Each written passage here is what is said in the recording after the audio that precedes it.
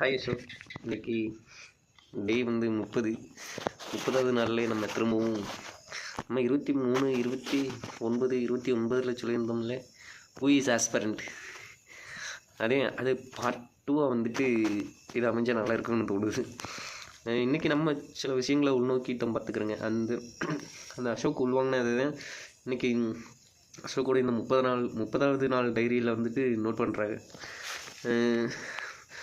நம்ம உள்வாங்கிக்கிட்டது என்னென்னா, இன்றைக்கி நம்ம கவனித்து பார்க்குறப்போ ஒரு கற்பூரம் பற்ற வைக்கிறது. நான் இன்றைக்கி இந்த நாளில் நான் வந்துட்டு நிறைய முறை பார்த்துருக்குறேனே, ஆனால் வந்துட்டு இன்றைக்கி பார்த்தது எனக்குள்ளே ஒரு சிந்தனையை கொடுத்தது, ஒரு அனுபவமாக வந்துட்டு மனம் வந்து உள்வாங்கிட்டது. என்ன அப்படிங்கிறத இன்றைக்கி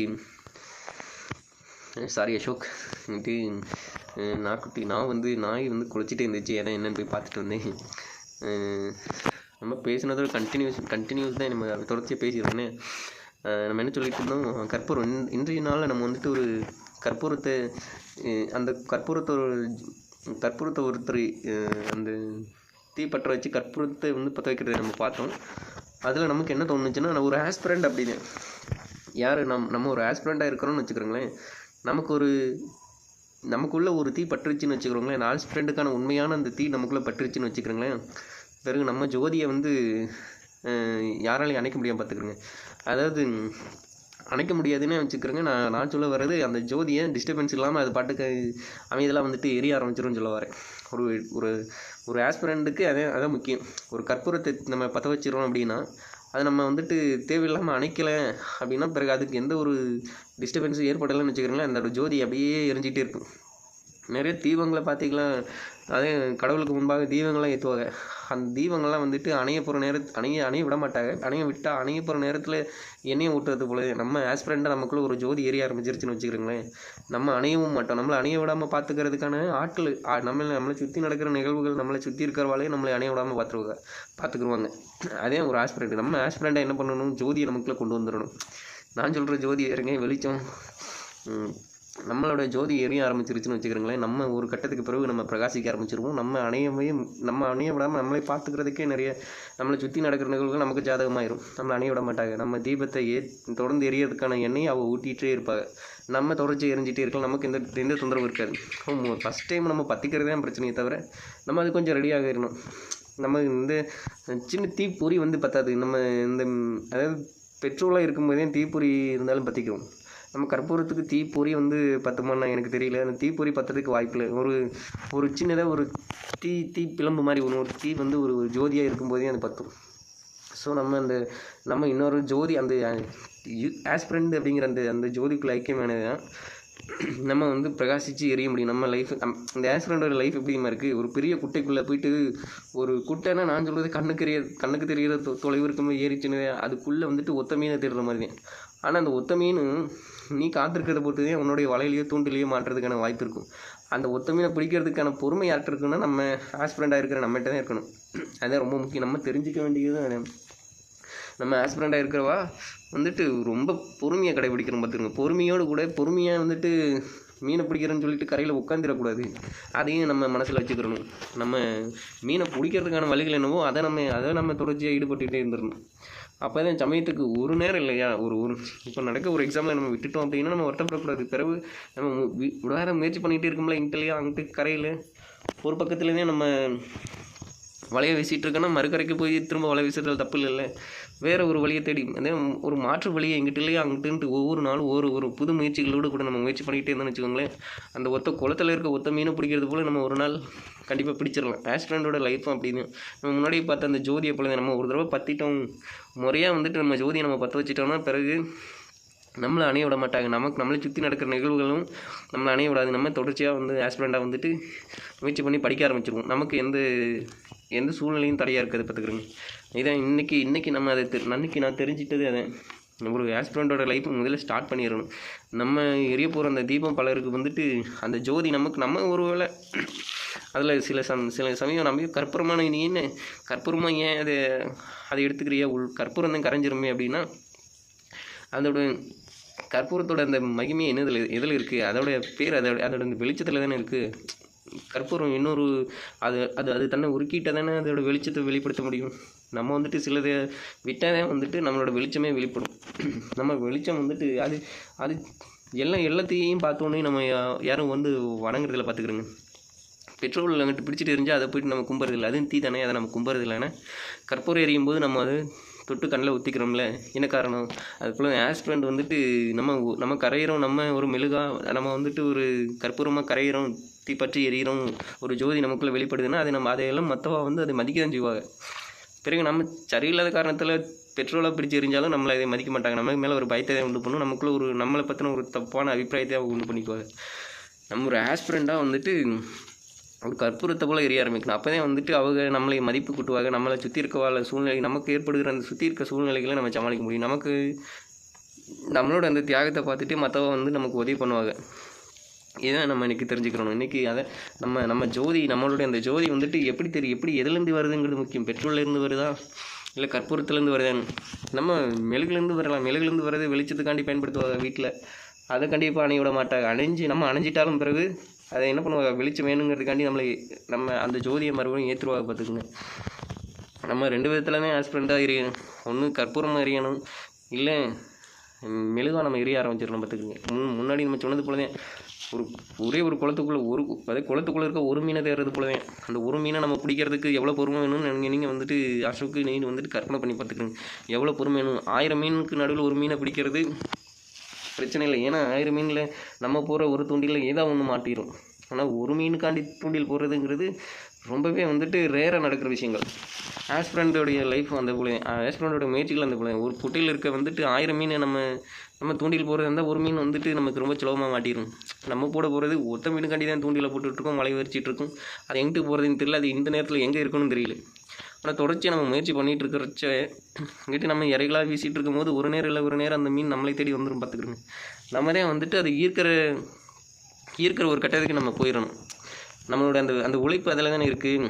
அந்த மீன் நடுக்குளத்தில் இருந்தாலும் கரையோரமாக நம்ம நிதம் தீனியை போட்டுக்கிட்டே இருக்கான்னு வச்சுக்கிறோங்களேன். ஒரு நேரம் இல்லை ஒரு நேரம் அது வந்து இங்கிட்டு போனால் இறக்கடிக்குங்கிற அந்த வேகத்தில் வந்துடும், நம்ம கரையை நோக்கி வந்துடும் பார்த்துக்கிறோங்க. நமக்கு பிடிக்கிறது சுலபமாக இருக்கும். அப்போ பிடிக்கிறதுக்கான வழியை என்ன நம்ம கண்டுபிடிச்சிடலாம். நம்ம வந்து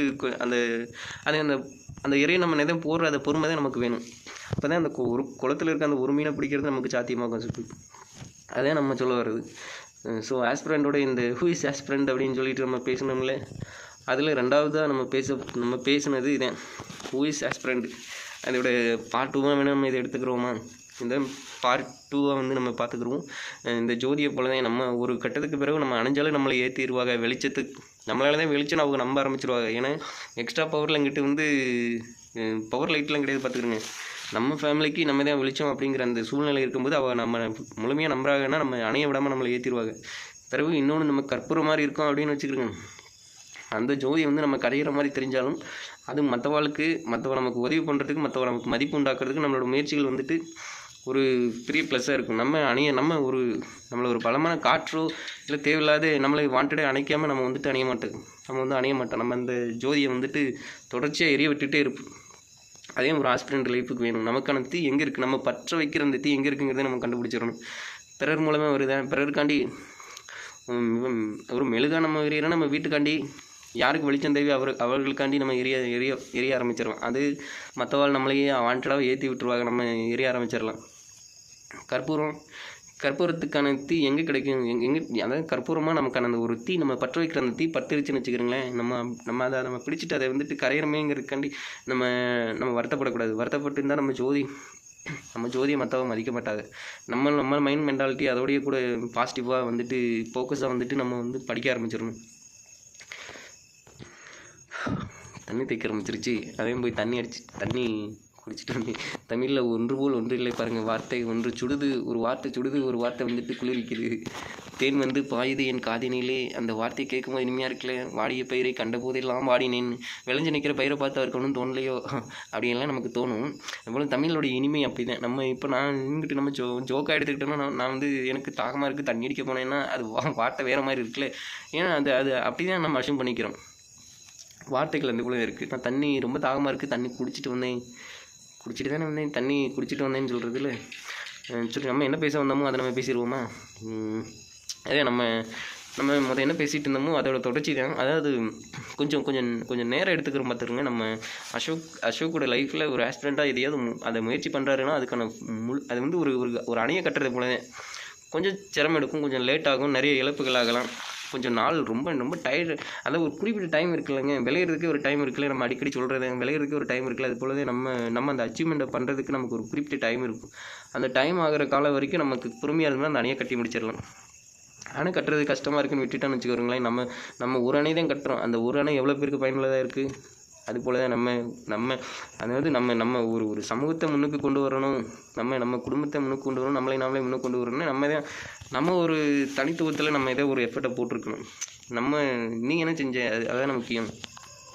உன்னோட உழைப்பு எங்கே இருக்குது? உன்னோட உழைப்பு தான் ஒருத்தன் தான் ஒரு நாட்டுக்கு ஒரு ராஜாவாக இருக்க முடியும்னு சொல்கிறாங்கல்ல, அதுபோல தான் ஒருத்தரோட உழைப்பு, ஒருத்தர் ராஜாவாக இருந்தால் போதும், நாட்டை இருந்தால் போதும், நாட்டையை வந்துட்டு சரியாக ஆண்டலாம் பார்த்துருங்க.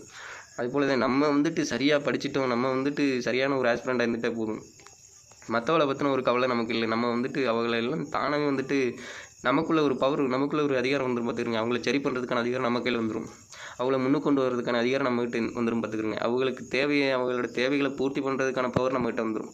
அவங்களை கண்ணீர் வடிக்க விடாமல் அவங்களுக்கு அடுத்த நல்ல வழி காட்டுற ஒரு நிலைமைக்கு நம்ம வந்துடுவோம். நம்ம என்ன சொன்னாலும் சரியாக இருக்குங்கிறத அவங்க புரிஞ்சிக்கிற ஒரு ஸ்டேஜுக்கு நம்ம வந்துடுவோம்.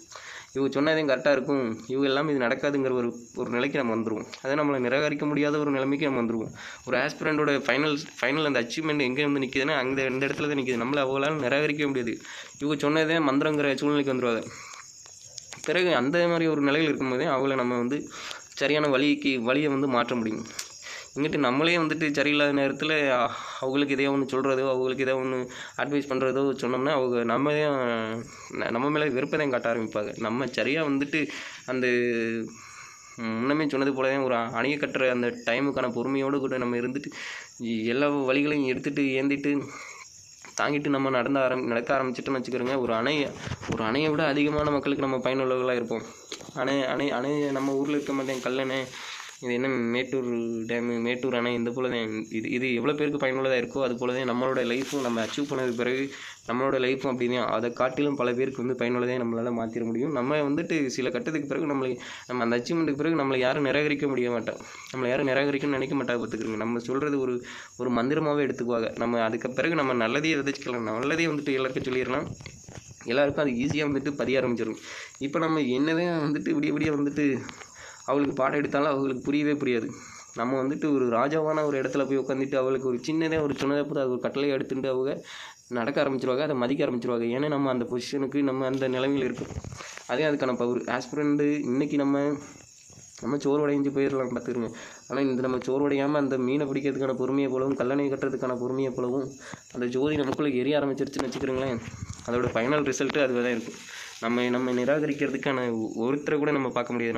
நம்ம எல்லாருக்கும் வந்துட்டு நம்ம எல்லாரையும் வந்துட்டு சரியான வழியில் தேச திருப்புறதுக்கு அந்த வழி. அதே நம்ம சில நேரத்தில் நினைக்கிறது உண்டு. விவேகானந்தர் சொல்லியிருப்பாங்களே, ஒரு 100 இளைஞரை கொடுங்க இந்த நாட்டையே வந்துட்டு நான் மாற்றி காட்டுறேன்னு சொல்லியிருப்பாங்களே.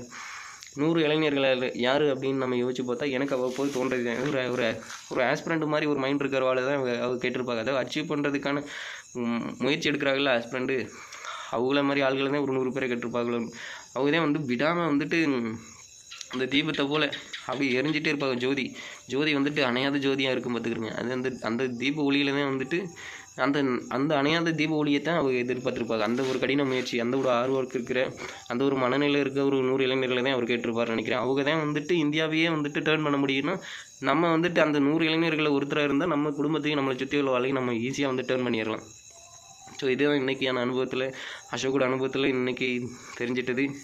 நம்ம ஹூ இஸ் ஆஸ்பிரண்ட் 2ன்னு இதை வச்சுக்கிறோமா, அதாவது திரும்ப தாகமாக தான் இருக்குது. ஸோ இன்றைக்கான பதிவு இதுதான். ஸோ இன்றைக்கி நம்ம தெரிஞ்சுக்கிட்டது தான். நாளைக்கு ஒரு புதிதான நமக்கு ஏற்படுற ஒரு அனுபவத்தோடு நம்ம திரும்ப பார்ப்போம். ஷோ பாய்.